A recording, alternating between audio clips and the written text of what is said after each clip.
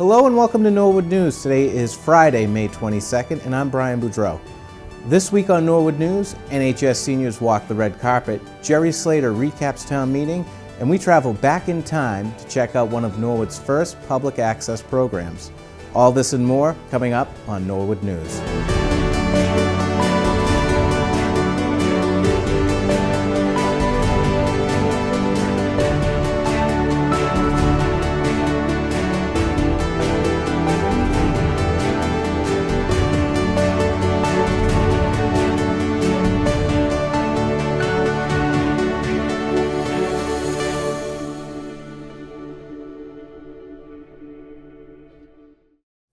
Every spring, Norwood holds its annual town meeting.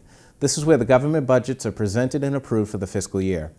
Town meeting members also vote on potential bylaw changes and override ballot questions. Town moderator Jerry Slater unpacks the highlights from last week's meeting. Springtown meeting completed its business of 25 articles with over 40 motions over 2 nights of deliberations. Highlights of Springtown meeting, which included an annual and a special town meeting, included having the meeting take place at the new Coakley Middle School. Not only did the town meeting members get to experience the school, they also received tours provided by the superintendent and volunteer students. The other big highlight of that, and I don't know if it was really a highlight, but the amount of work that went into preparing the Coakley for its first big public meeting was amazing. And a huge thank you to the town and school departments that made it happen, and special recognition to Chris Boland and the town facilities staff for creating the impossible. The other big highlight of the meeting was the amount of debate and participation by town meeting members and the public alike who were in attendance.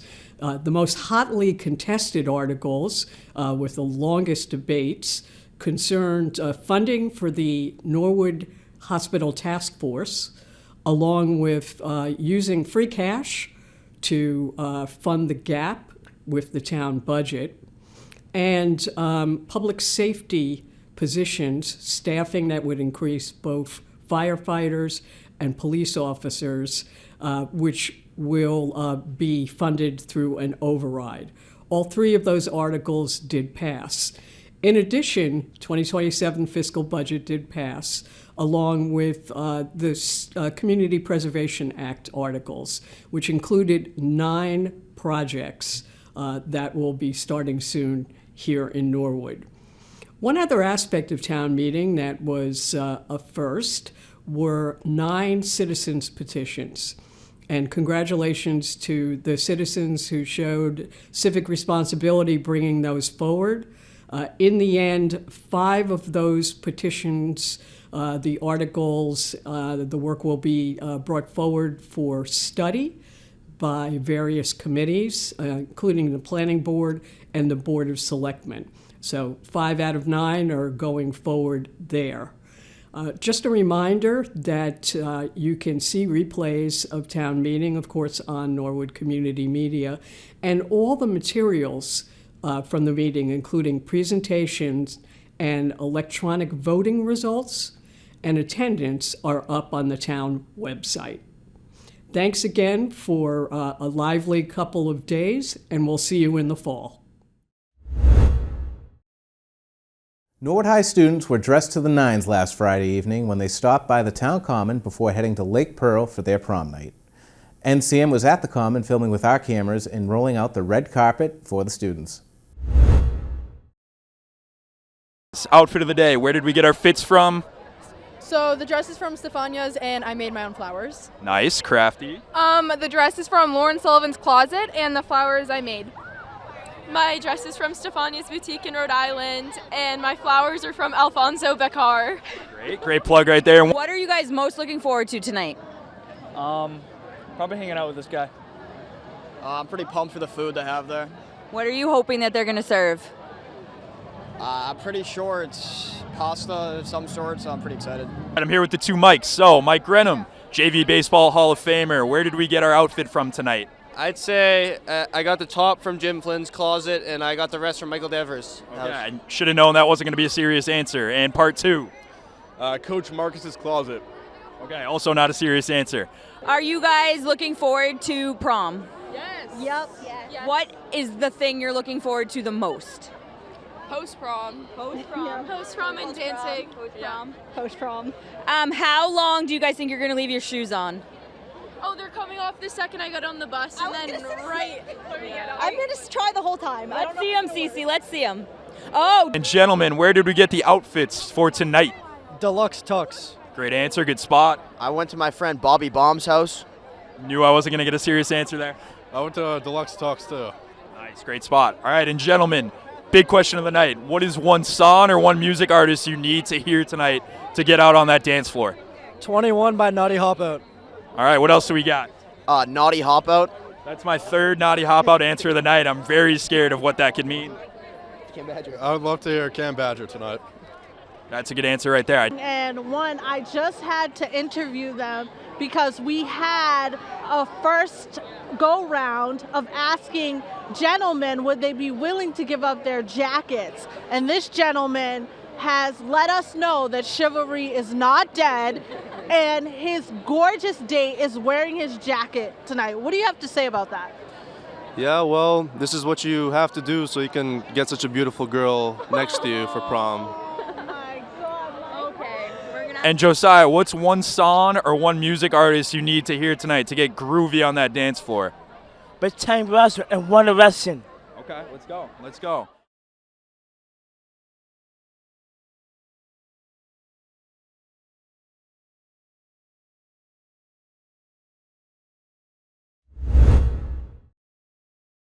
At the direction of Governor Healy, a working group was formed to review the health care needs of the communities previously served by Norwood Hospital. The group has launched a petition with a goal of collecting more than 12,000 signatures, including at least 1,000 of those from each of the 12 towns directly affected by the hospital's closure. Members of the working group visited the studio to discuss the petition and why the community support is so important. I bet, like me, you're wondering what's going on at Norwood Hospital. Well, I'm joined by Selectman Mike Sad and Mike Connors, who's on the hospital task force. Mike, you've been in touch with Congressman Lynch, Senator Rush, and Representative Rogers. Tell us a little bit about what they're doing. First of all, I want to thank them for all their work and commitment to this hospital getting reopened. John's working hard with Mike Rush on the Senate and the Reps floor with the House Ways and Means right now, and it looks pretty promising. And Congressman Lynch has been batting with us for a year and a half now, so he's got a lot of weight behind him, and I feel very positive about it.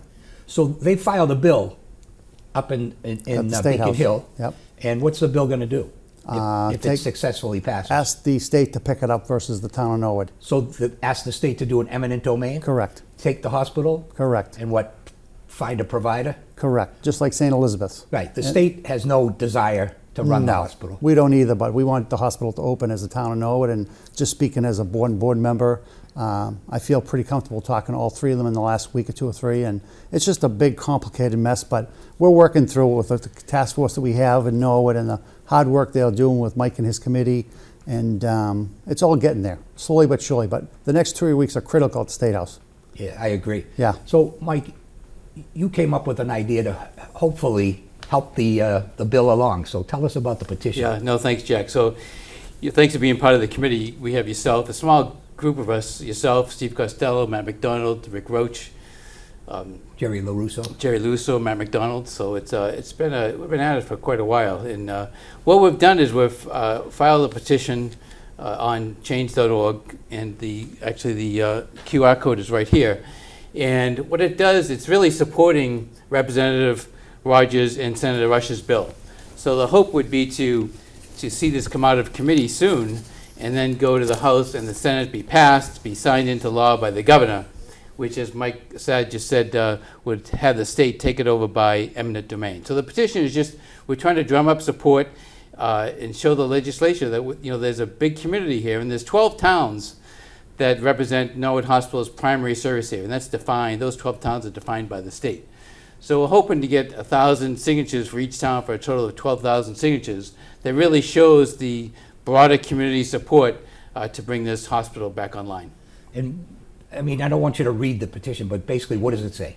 So in essence, it's supporting Representative Rogers and Senator Rush's bill, which is Bill 5192. So you can look it up on the House website, and it's really just showing support of us supporting them. So it's right now it's in House Ways and Means, and we hope that it comes out of there shortly, and then it will, like I said, go to the Senate, go to the House, and then ultimately, hopefully, get in front of the governor to be signed. So it's really just showing that there's broad support for this bill to bring the hospital back. And who are we planning on sending the petition to? So I think we would then send it to the legislature, a broad base of the legislature, to really encourage them to move this along. If it doesn't get passed, if it doesn't get signed into law by the end of July of this year, then the legislative year is over, and this won't come back up until 2027. So it would really be, a really tragedy, really, if we can't get this done before July 30th. If this doesn't come out of, get actually signed into law by the end of July. And we're not at liberty to give names, but we are aware of at least one operator. Some people say there's a couple that are interested in operating the hospital. Yeah, there definitely is, and certainly we need the state's support for whoever ultimately goes in there, because the state has to approve what's called the determination of need, and the state did approve it already in 2021. The flood was in June of 2020, so it's been closed for quite some time. Stewart, as many people know, is now bankrupt, but Stewart just did get approval by the state for the determination of need to rebuild it. So it's half built. But the state, we really need the state's help, even if this gets signed into law, but we need the state's help to work with a operator and to approve a determination of need for this hospital to come back to life. Okay, so how do I find the petition? So great, so there's a QR code here, or you can just Google change.org Norwood Hospital, and it will come right up. So there's a variety of ways to do it, but it's not, change.org is a nonprofit. We don't pay for it, but it's a platform that sponsors, that you can file petitions on, and like I said, it's a free service. So we're kind of trying to do this, and it's broad based. So once you get to the petition, you can then email it. You can click the link and email it to friends. Certainly, the whole household can sign it. So we're really, we're not looking for just one person per household. Anyone in the house in the household would love to see signed. Okay, anything else? What am I missing? A couple of things that we're trying to do is challenge the other towns, the high schools, the junior highs. If you've got kids or relatives in those towns, click on that code and pass it around, because this is super important for Norwood and our 12 communities. We need a hospital. Gillette's right up the street. Norwood Airport's right down the street. Lots of traffic, a lot of activities. 100,000 people a year come to Norwood. It's a vibrant community for the business people. This is not a political issue. This is Norwood needs a hospital. The communities need a hospital.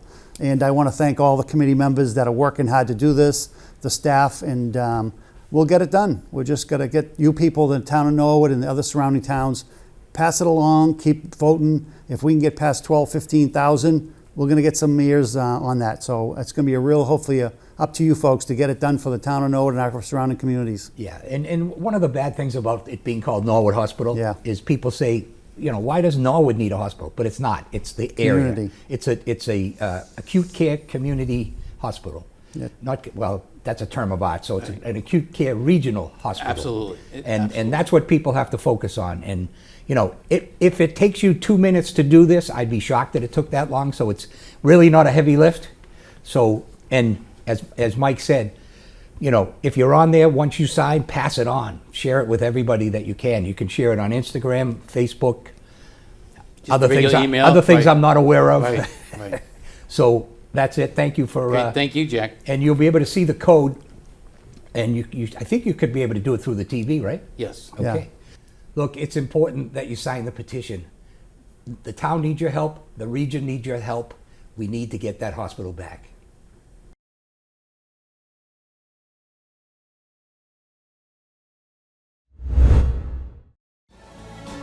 When Norwood News returns, we learn about an initiative to support community media. NPD interrupts a robbery at a local gun shop, and we learn what's happening in our local government this week.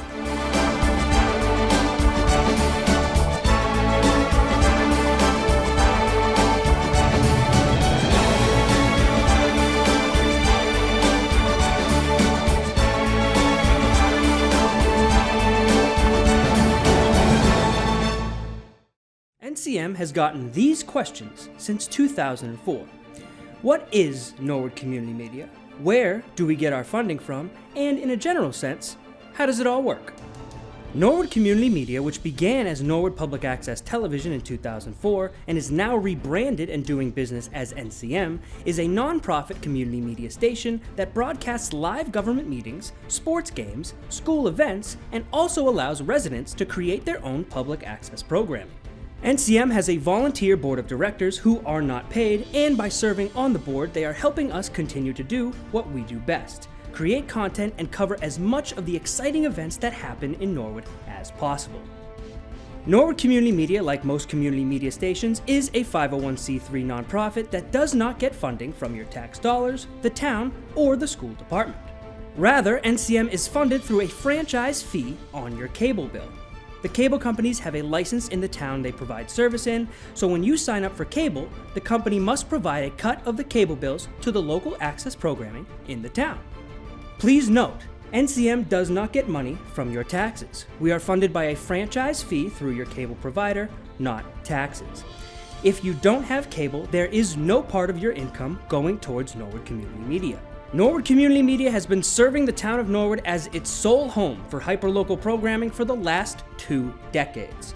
Memorial, Veterans, and 4th of July parades, live sports games in the fall, winter, and spring, year-round coverage of local government meetings including live town meeting, selectmen, and school committee. Not to mention an extensive archive forever being added to for you to relive your favorite Norwood moments and memories. Norwood Community Media, continuing to do what we do best.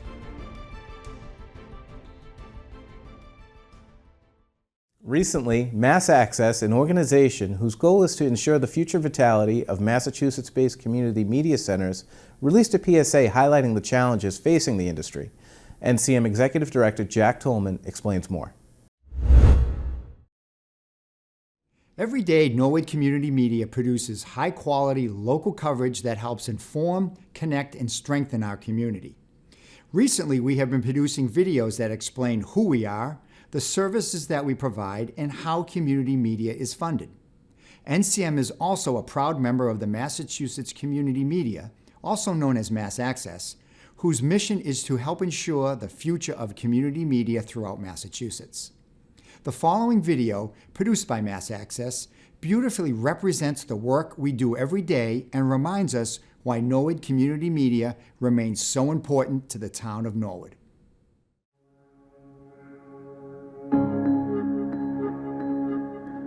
I would say to someone who would make the argument that community media is outdated, I would say that they probably don't really understand what we do. There's a lot to it. There's a lot to it that people don't see. There are things that local access provides that you can't get elsewhere. Local access stations are hyper-local. You know, we're non-commercial. At least on your local channels, you're getting programming that matters to you on that community level. I don't feel like you're getting that much of anywhere else, especially where local newspapers are disappearing, if not completely gone. You know, that's a hard reality to face. Community media matters more than ever in 2025 because knowing what is going on in your community, with your town government, with the donut shop down the street, that's what creates neighbors out of neighborhoods and keeps you informed and engaged. It's preserving democracy through transparency. Maybe you're not watching the school committee meeting, all the time, but you don't want to not be able to do that. If the state doesn't address the revenue stream, it's all going to fall on the municipalities. And there are going to be some cities and towns in Massachusetts who can't afford this type of service. Now, I think that's a shame because I don't feel as though you could sort of dial it back. Can you all of a sudden stop recording those select board meetings and school committee meetings and airing them live for the public to see? This is an accessibility issue. This is a First Amendment issue, participation in government, transparency in government issue. So one of the things that's been challenging is while we've seen a decline in cable revenue over the past several years, we've actually seen an increase in demand for our services. So that includes the quantity, the quality, and certainly the timeliness. Especially with advances in technology, in streaming, we've just seen a tremendous shift in viewer expectations. We understand that the majority of people out there probably don't watch community media outlets on a habitual basis, but it's the kind of thing that if it weren't there, at some point you'll be looking for it. Maybe right now you're not interested in those select board meetings, but wait until a developer wants to build something next to your house. Or you don't have kids now, but maybe in 5 years you do, and they were in a play, or they were part of a program or a sport. You're going to be looking for us then.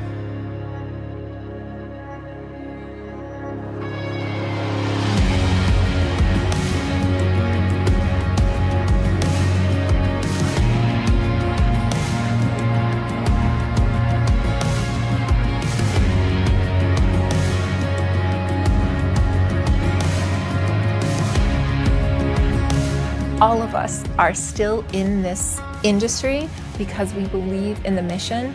So when people walk into an access center, they know that they're talking to somebody who believes your voice matters and wants to help you amplify that. In order to work for a nonprofit, you do have to have a passion. You know, we're not in it for the money. We really are a community service. Ask anyone in your local government, ask folks in your public school department how much they depend on community media in their communities to tie a lot of communication needs together. And they'll tell you, we are an invaluable partner to municipal life here in Massachusetts. We're actually documenting history, and for it to go away over money would really be a shame.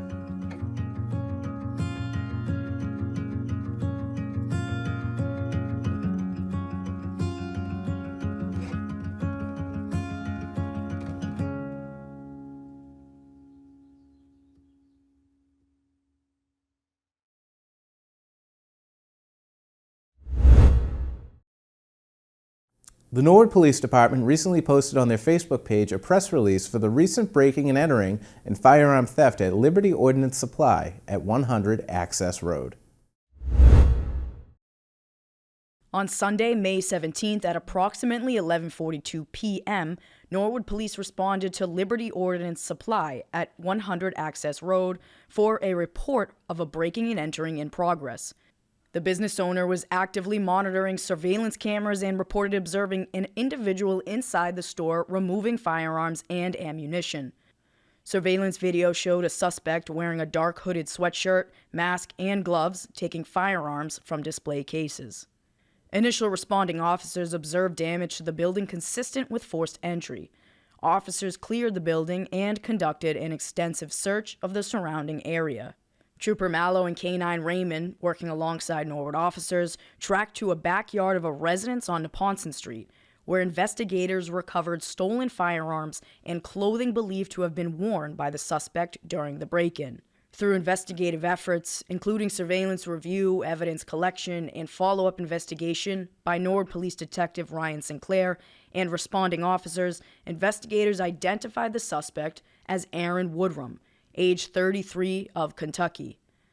Investigators determined Woodrum had visited the store several days before the break-in. On Monday morning, May 18th, officers responded to a local hotel for an unrelated call involving an individual refusing to leave the property. Officers identified the individual as Woodrum and took him into custody based on evidence developed during the investigation. Woodrum has been charged with breaking and entering a firearm distributor, breaking and entering a building during the nighttime with intent to commit a felony, larceny of a firearm, 4 counts, larceny under $1,200, vandalizing property, 2 counts. Additional charges are expected at the conclusion of the investigation. The Norwood Cultural Council has announced Tara Bellotta as the selected artist for its 2026 mural project, Many Stories, One Norwood, which aims to tell the story of Norwood through its people, culture, and generations. Something exciting is coming to Norwood Center. The Norwood Cultural Council has selected local artist Tara Bellotta to create Many Stories, One Norwood, a mural celebrating the diverse past, present, and future of our town. The mural will be installed on the side wall of 534 Washington Street, right across from Town Hall. The building is owned by John Carroll of Carroll Advertising, who is also donating the vinyl printing. Without John, the project wouldn't be possible. Earlier this spring, we opened a call for artists and received a strong response. Thank you to everyone who applied. What set Tara apart was the quality of her work and her deep connection with Norwood. She knows this town, and you can feel it in what she creates. I grew up in Norwood. This town is in my work whether I'm thinking about it or not. So getting to make something this big, this visible for the place I'm from is something I'll carry for the rest of my life. I want people to look at this mural and see themselves in it. We'll dedicate the mural on Norwood Day, Saturday, August 29th. Norwood Day is free and open to everyone. To learn more about the Norwood Cultural Council and to donate to the mural and future cultural programs, check out the URLs on the screen. And don't forget to follow Tara. We look forward to seeing you all at the dedication on Norwood Day. Now let's send it over to Audrey Broderick for the latest in school news. I'm Audrey Broderick and I am finishing up my junior year at Norwood High School, and let's check out what's happening in our Norwood schools. In Norwood High School news, the Technology Olympics outdoor event is the capstone event for technology and engineering program, and this event has run every year since 2006. Dr. Mike Crowley's engineering students are required to build a vehicle with multiple independent guidance systems, capable of navigating through a 1-mile outdoor course while maintaining continuous forward progress. The vehicle that completes this course while using the least amount of power will win this event. The Massachusetts Department of Elementary and Secondary Education selected NHS's Engineering, Robotics, and CAD program to offer a clean and renewable energy pathway program beginning in September of 2025. This pathway is helping to prepare graduates for jobs in the clean and renewable energy sector. In order to celebrate this, the program offered a clean and renewable energy division in the annual Technology Olympics. Entries in this division will produce the most DC power possible, using a variety of clean and renewable energy sources as the rover travels down Nickel Street. At the Coakley Middle School, this week in Grade 5 Science, the migrating birds have found our bird feeder. The birds did not distract them from MCAS at all. Their garden tower has grown from tiny seeds to ready to harvest yummy herbs and veggies. Talk about farm-to-table eating. This week, the Cleveland 4th graders learned about internet safety. Ms. Mullen and Officer McDonough teamed up to provide the students with 2 sections on how to be good digital detectives. Officer McDonough presented to the students on important things to think about when they're online. Students were engaged and asked great questions. Over in the gym, Miss Mullen, Miss Fogg, and some Cleveland staff ran stations focused on different aspects of internet safety, coming up with strong passwords, keeping our accounts private, being kind online, spotting suspicious requests and emails, and how everything you post online can never be deleted.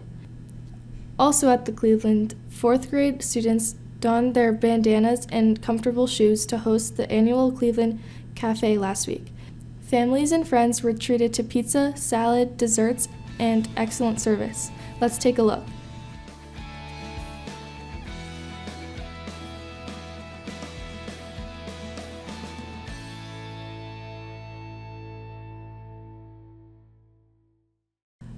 Oldham Elementary School hosted an exciting prismatic magic laser event that combined science and entertainment in a memorable learning experience for students.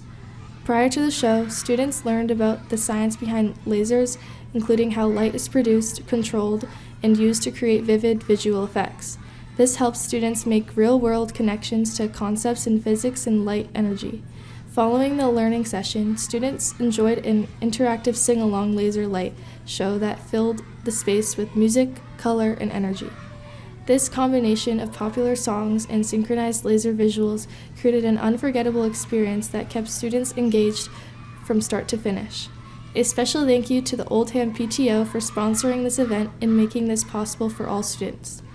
The 4th graders at the Prescott School took over the annual tradition of the pasta supper. A big thank you to the PTO for organizing this fundraiser to help pay for the cost of the 4th grade end-of-year events. Nearly all costs of the event were covered through donations of local businesses, including many local restaurants who donated the pasta and meatballs. So, a big thank you to those supporters. 4th graders came and dressed up as waiters and waitresses to serve customers a yummy Italian dinner. Singer Mike Miano serenaded guests for the night and created a beautiful atmosphere. The cafeteria truly looked like an Italian restaurant for all guests. It was great to see this tradition in place after the 5th graders handed it down to 4th graders. The Callahan School PTA hosted the very first Callahan Talent Show. Students from all grade levels participated. Performances including singing, dancing, martial arts, comedy, and much more. Officer Buguma and Mustang Sally also made a special appearance to support all performers. Congratulations to all the brave and amazing performers. Students at the Willett Early Childhood Center were treated an absolute fantastic enrichment program this week. Mike from Wacky Science dazzled students and staff alike with a super engaged program that covered different types of science, fun experience, and even a secret magic trick. Thank you very much to our PTO for sponsoring this wonderful event. Over at the Little Mustangs Preschool Academy, students in the Little Mustangs Preschool recently explored the life cycle of caterpillars through hands-on learning activities. The children observed caterpillars as they grew and formed cocoons, helping them better understand the stages of a butterfly's life cycle. Students also created caterpillar-themed crafts and enjoyed reading The Very Hungry Caterpillar, which supported skills in sequencing, retelling, and counting. Students also enjoyed participating in show-and-tell activities where they shared favorite items from home, gave clues, and had classmates guess what the item was. Some show-and-tell items so far have included a Zamboni, a race car, and a stuffed animal bunny. That wraps up this week's school news. Thank you to all the teachers who keep us in the loop with their updates. It really helps us see the wonderful things happening in our schools.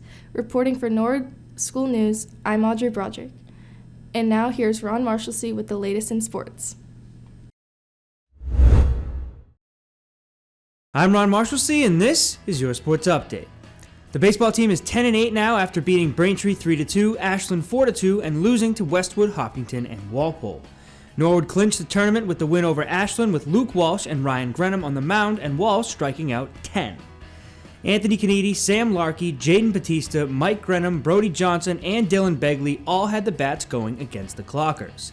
The Mustangs have 2 games left at Dedham on the 22nd at 4 o'clock and against Ashland at home on the 25th at 4:30. As of the 19th, the Mustangs are at number 28 in the D2 tournament. The softball team finishes up their season 6-10 after a win last week against Westwood 12-8, but losing to Hopkinton and Dedham. The boys lacrosse team finishes the year 9-6 after wins against Ashland and Dedham, but losing to Medfield, Holliston, and Westwood. They ended their season with a big win against the Marauders, where Owen McDougall had 5 goals and 3 assists, earning him the player of the game. With that record, the Mustangs are sitting at around the number 29 spot in the D2 tournament.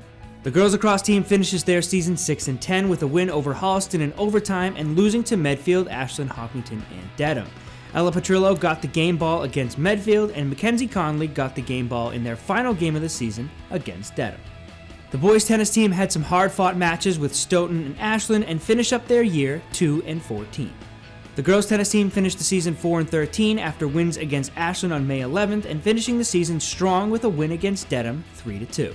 In track news, Kieran Gorman ran 12:09 at the Andover Boosters meet and auto-qualified for the divisionals in the 2-mile. Bridget Flynn placed second, running 5:23 at the Jim Hoare freshman-sophomore meet, also where Brenna Forbes placed 7th in the high jump, and freshman Yasmin Santos threw the discus 93 feet 10 inches and placed 7th. And a little over a week later, Santos threw another PR of 103 feet 3 inches, which qualified her for the New Balance Nationals. Congratulations to all of these athletes on excellent performances. And that is all I have for this sports update. I'm Ron Marshalsea, and Norwood News will be right back after this break. Norwood Community Media has been serving the town of Norwood as its sole home for hyperlocal programming for the last 2 decades. Memorial, Veterans, and 4th of July parades, live sports games in the fall, winter, and spring. Year-round coverage of local government meetings, including live town meeting, selectmen, and school committee. Not to mention an extensive archive forever being added to for you to relive your favorite Norwood moments and memories. Norwood Community Media, continuing to do what we do best.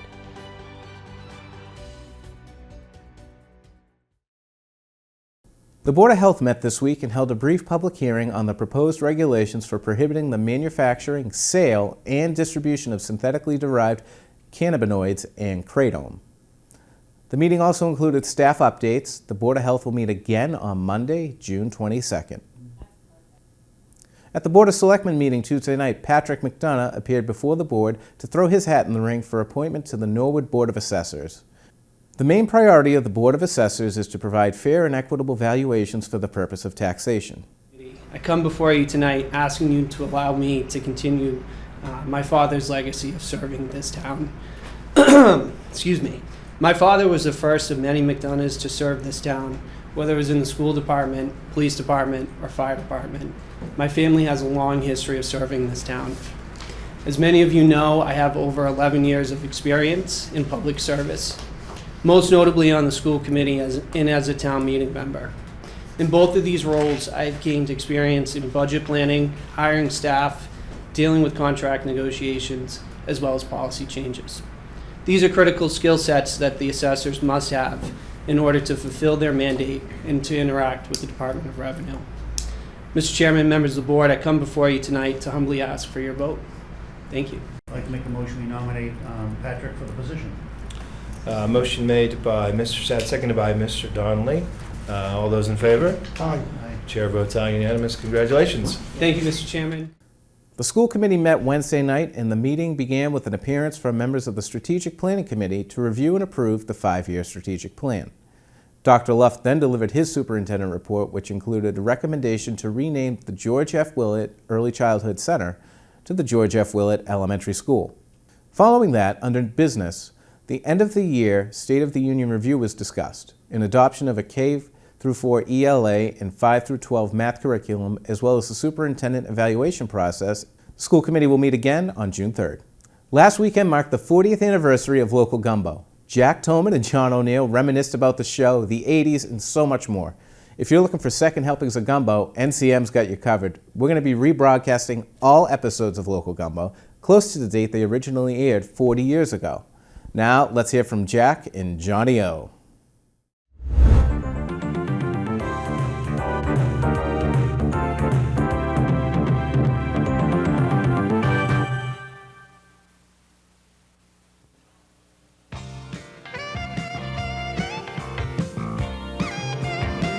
From Adams Russell Studios, it's Local Gumbo Live.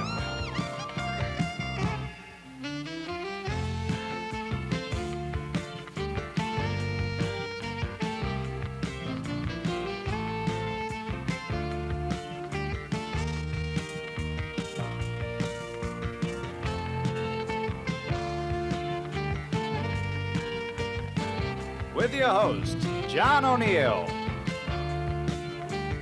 And John's special guests, Jack Tolman, Tim Dermody, and Jeff Briggs. And now, your host, Johnny O. Welcome to your weekend. This is Local Gumbo, the beginning of the weekend. Jack, welcome back to the show. Not too bad, not too bad. Whoa! Let me shake your hand again. Again? Has it really been 40 years, Jack, since... 40 years, John, since Local Gumbo hit the airwaves here in Norwood. Wow. So what we're doing here at Norwood Community Media is we decided to celebrate 40 years of the original classic public access show, Local Gumbo. Can you tell me what gumbo means to you when you think about it? You know what? It was such a joyous time. Plus it was the 80s. I love the 80s. I miss my 80s hair. Yeah.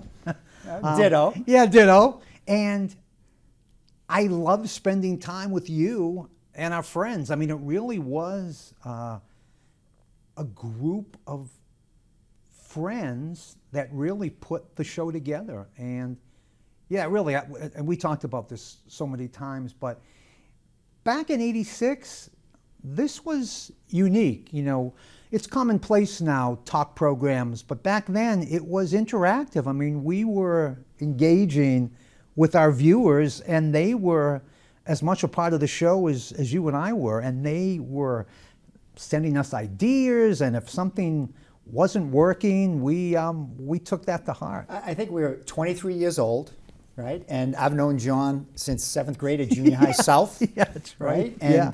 we were just young, creative, and video was a brand new medium. Yeah. You know, there was no TikTok, no YouTube, none of that. And we decided, let's roll with a live show on Friday night. Go figure. Yeah, exactly. What can people expect when they watch the reruns, John? You know what? When they watch this show, it's really stepping back in time. I mean, I look at this really as it's a time capsule of the '80s, and I think we only ran the show for what maybe 3 years, something like that, 3 years, and you'll see what looks at times cheesy, but at other times it's pretty funny because I think everybody involved, I know you and myself, everybody involved really had our heart on the program. And I do think it stands the test of time. Again, at moments it does look dated, but I think for the most part, I'm hoping that they feel what you and I felt when we got behind this camera at the local cable station. And a lot of it was just, ad-libbed on the cuff. I mean, we were live. Right. I mean, live back then. We took phone calls. That's right.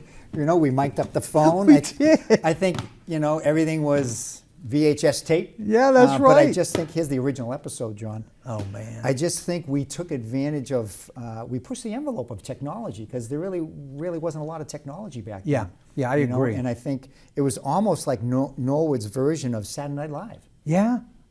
I mean, we had a cast of characters. Absolutely. And not only were we on camera, I think the town, when they watch this, whatever episode is airing for the next 3 years, they might see themselves. So true. And that's what, you know what? I remember, Jack, the local businesses literally welcomed us into their businesses. I love some of the segments we did where we would sort of go back. I think it was called T-Art Revisit. We would literally go back in time in a sort of hokey way of doing so, but actually looking at archival photos and some archival film footage. And, to me, I love this town. So it really was a labor of love. I loved meeting the people. I loved people that we would see on the street. I loved people that would come. Remember, people would have, I'm trying to believe this, people would have local gumbo parties. That's right. Yeah, they'd call it a local gumbo party. That's they'd right. have pizza sent to their house and they'd be watching us. That's so true. I mean, Friday nights, in this little area of our world, it was. It turned into Gumbo Mania. Yeah, that's right. I love that phrase Gumbo too. Mania. Gumbo Mania. It was like, Right. It was the calls, it was the sponsors, the people that, people invested a little bit of money in the program. And I just look forward to Friday nights, Jack, big time. So what we're doing here at Norwood Community Media is, again, we're going to look forward to Friday nights as well. And so what we're going to do, John, is each episode had a date. It was live on Friday nights. So what we're going to do, because it's exactly 40 years, we're going to schedule that program to air as close to the exact same date that it aired. So we'll be going from our summer wear to our sweaters, Christmas time, and again, everything in between. So Norwood Community Media is pleased to celebrate the history of public access television here in Norwood with the rebroadcast of Local Gumbo. And so stay tuned to Norwood Community Media for Local Gumbo right here.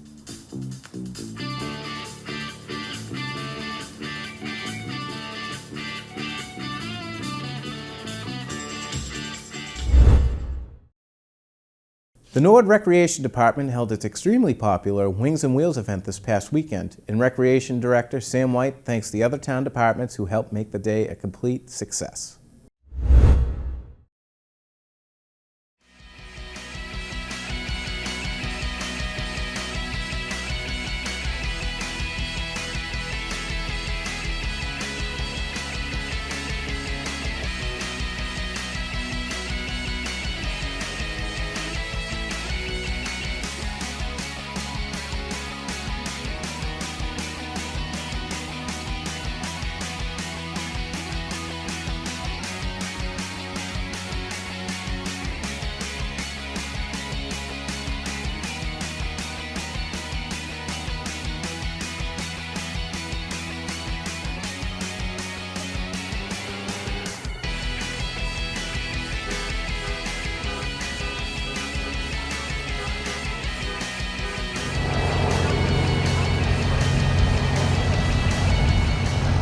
Hey Norwood, Sam White, Norwood's Recreation Director here at Norwood Memorial Airport for our annual Wings and Wheels event.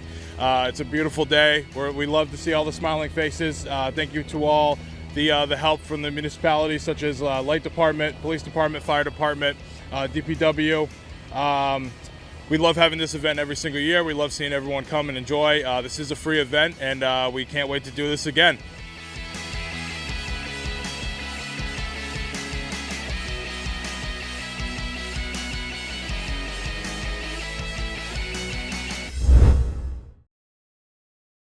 Well, that's a wrap for this edition of Norwood News. For the latest updates and stories, be sure to follow Norwood Community Media on Facebook, Twitter, and Instagram. Thanks for tuning in, and from all of us here at NCM, have a great weekend.